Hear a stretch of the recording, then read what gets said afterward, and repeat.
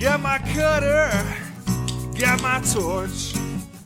Pour a beverage and I step out on the porch.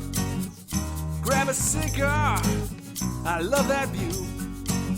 I guess it's time for another Poolside cigar review.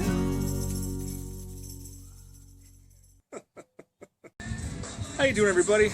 Welcome back to another weeknight edition of Poolside Cigar Reviews with Kirk. Having like a throwback Wednesday, I guess you could call it. I'm smoking an Alec Tempus, which I haven't had in quite a while. It is not off to a good start burn-wise. Flavor-wise, it's fantastic.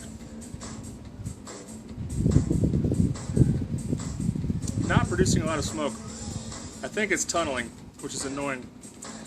Frickin' Alec Bradley, man, they drive me nuts. They're either... I feel like I don't get in between burns on Alec Bradley. It's just they either burn great or they burn like shit. And this one is leaning towards the latter so far, although we're not very far into it. But I'm calling it a Throwback Wednesday because the other night I was thinking about when I was in college, I was big on playlists for music. And, that used to be the thing. I mean, going back to whenever cassette tapes came out, making mixtapes, and then making, burning mixed CDs, and then with the advent of digital music, it was making playlists. And so I used to spend a lot of time and put a lot of thought into making playlists. Now I just listen to the radio, or I listen to Spotify, Pandora. I listen to Amazon Prime Music, which Prime Music is cool because you can download whole albums, which is great because I don't think many people listen to albums anymore, and I like listening to albums. But getting back to my main point, I used to make playlists. And, I had taken all the files off my old college laptop. It's like 14-year-old laptop. And I had just loaded them onto a newer laptop. So I had all my music, everything that I had from back then, all my old pictures, all that good stuff. And the problem with the music is that the files came across, had the songs, but the playlist didn't come across. So I actually dug out, I still have it, I dug out my old college laptop, and that's what I'm listening to right now, is some good music that I haven't heard in a long time, at least good playlists. I've heard all the songs, but I really love these playlists, and I had like a pool party one, I had romantic ones, all kinds of stuff, stuff for going fishing, or all different kinds of stuff. So this one, is that on random? It might be on random. I don't think this song was supposed to be on next. But this one was the soundtrack of my life if it were a movie. One day I was sitting there thinking, if someone's gonna film a biography of me, what would the soundtrack be if there was like a Kirk movie? And so I picked out all the music, and I thought stuff that would go well in the background. Again, not necessarily all my favorite music, but just music that I thought would go well as a soundtrack to a movie. And it's one of my favorite playlists of all times. And so that's what we're listening to right now, although I think it's on random. I think it's shuffling through that playlist. Yeah, this is not burning right. But it's really cool to dig out, the old laptop. I was messing with it last night, reading old papers, which sounds boring, but it actually wasn't. Reading some old papers. I actually found, I used to just write. I used to really enjoy writing, and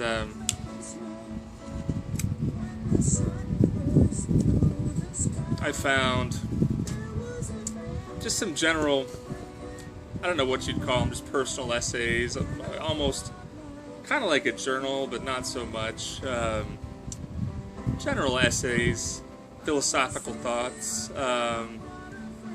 just, Kirk tracts, I guess you'd say. That was fun. I found, I forgot that a buddy of mine and I wrote a sitcom to a pilot to a sitcom that we wanted to make called Ticket Office, which is not a ripoff of The Office, but I worked in a ticket office in college for 4 years, and we always thought it was great fodder for a sitcom. We thought it'd be great for a sitcom, college students working in a campus ticket office. So we wrote a pilot. But, that was fun to read. Yeah, it's fun to kind of walk down memory lane. I've never really kept a journal. And, I'll bring it full circle to this Alec Bradley Tempus. This was the cigar, I don't know, probably about 4 or 5 years ago. That really, really got me into cigars. I had been smoking cigars, really enjoying cigars, but this is the one that told me that a cigar could be something really special. This was the one that this was at the top of my list for a long time as far as #1 cigars. But I think it's been dethroned. And there goes the music. I think, yeah, that's the problem with the 14-year-old laptop. I don't have it plugged in, and it just died. So the battery lasted, I don't know, 5 minutes? 6 minutes? That's great. We don't need music. We've got birds and winds and hundreds of air conditioners. But it's a nice night, and it just makes you think again, to look back and to smoke a cigar that you haven't had in a while, to smoke an old favorite. To me, is always a lot of fun. It always brings back a lot of memories. When I smoke this cigar, it takes me right back to where I was, sitting in that chair over there. It was pretty late at night. It was dark outside. And I remember smoking it. It would just blow in my mind and think, wow, this is a really fantastic cigar. I always liked cigars, but I really didn't know that they could be that special.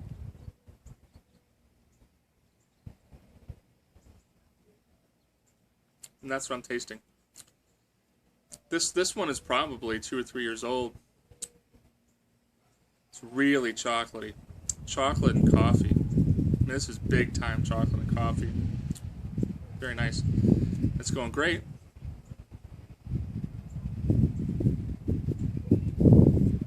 With my Laphroaig 10yr cask strength. This is good stuff. I always forget that it's cask strength. Because it's, for good Islay whiskey, I think this is a great value. I think this Laphroaig is like maybe $50. I'm trying to think how much this is per bottle. It might be 60 now. I don't know, but it's really great whiskey. And it's this one is 57.2, but I think it kind of ranges from batch to batch, but it's always between the 55 and 60 mark. And I usually pour a dram and I'll put a little water in it and I'll go to taste it and it'll blow my head off with alcohol because I forget that it's cask strength. So I end up with a big dram, which, shucks, big dram.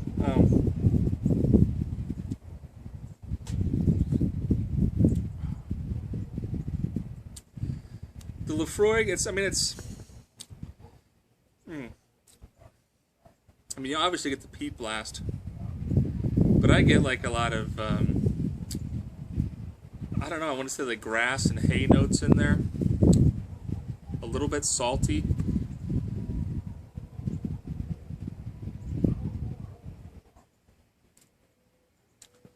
But it's got a nice rich mouthfeel. I don't think it's chill filtered.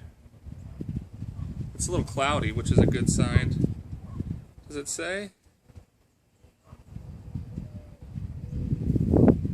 Emphatic, full-bodied, and utterly unforgettable, the 10-year-old original cask-strength Laphroaig is the authentic way to experience the rugged character of our uncompromising Scotch whiskey.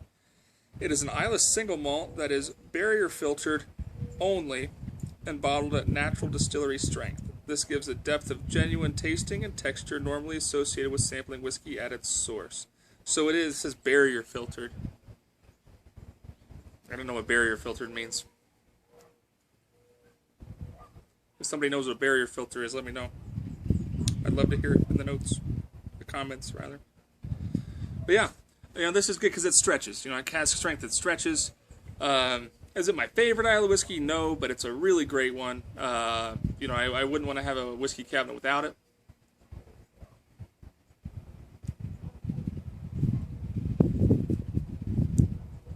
It's not as chewy as an Ardbeg, but it's still nice. And it doesn't have the sweet notes of a Colilla. The Laphroaig to me is, if you're in the mood for something peaty, if you're in the mood for something peaty, and a little vegetal. It's got some cereal grain. If you're in the mood for that kind of thing, go with the Laphroaig. You know, if you're looking for more nuance and subtlety and character, go with an Ardbeg. Go with Kalila.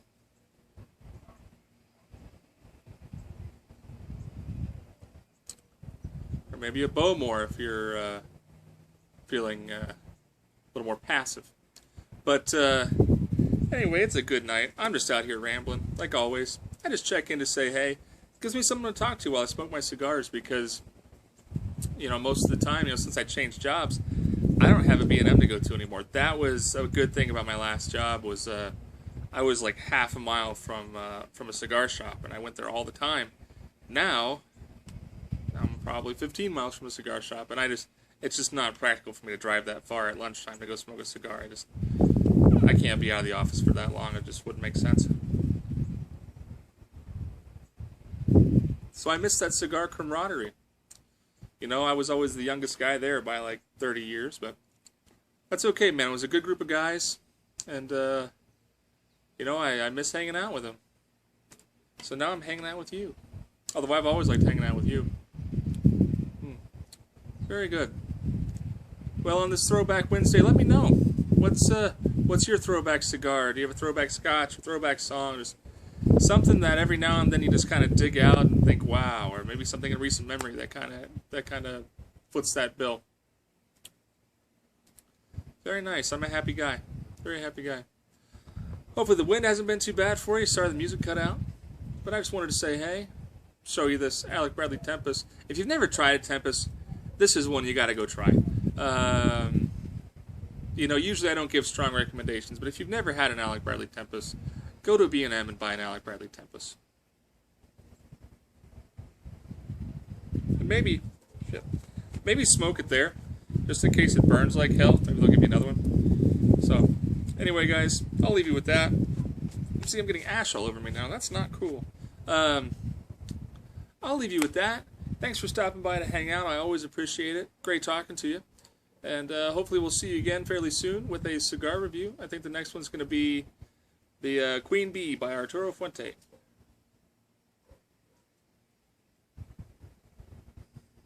Very nice. Alright, guys and gals. Make sure you keep your feet in the pool, a drink in your hand, and a cigar in your mouth. Cheers, everybody.